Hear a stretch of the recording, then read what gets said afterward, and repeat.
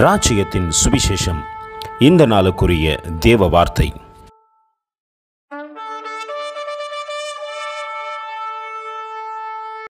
But if any man love God, the same is known of him.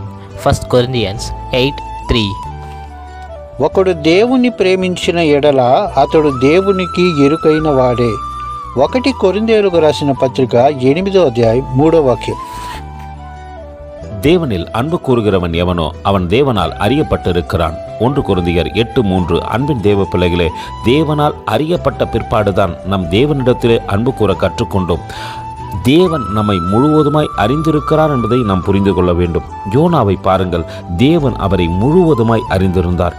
யார் இந்த YONO என்று நாம் கேட்கலாம். தீர்க்கதரிசி, சூனமியா ஊராளாகிய கனம் பொருந்திய ஸ்திரீக்கு பிறந்தவர். மரித்து போன இவரை எலிசாவை கொண்டு தேவன் உயிரோடு கூட எழுப்பினார். எலிசாவின் சுவாச காற்று இவரை தீர்க்கதரிசியாய் மாறச் செய்தது. இவர் எந்த இடத்திலே கடந்து சென்றாலும் அந்த இடத்திலே தேவனை மகிமைப்படுத்தினது மட்டுமல்ல, தேவன் இவருடைய வார்த்தையை கனப்படுத்தினார். அப்படியாப்பட்டவரிடத்திலே நினிவே பட்டணம் மீட்கப்பட வேண்டும் என்று தேவன் நினைத்து கொடுத்த பொறுப்பை யோனா செய்து முடித்தார். யோனாவை தேவன் அறிந்திருந்தார், நம்மையும் அறிந்திருக்கிறார். அந்த அன்பின் தேவனுக்கு நேராய் தாழ்த்தி தரை மட்டும் ஒப்புக் கொடுப்போமா? கர்த்தர் தாமே உங்களை ஆசீர்வதிப்பாராக. ஆமென். எங்களோடு கூட இணைந்து ஊழியம் செய்ய விரும்பினால் இந்த வார்த்தைகளை மற்றவர்களுக்கும் பகிர்ந்து கொடுங்கள். இது ராஜ்யத்தின் சுவிசேஷம். Thank you for watching. God bless you.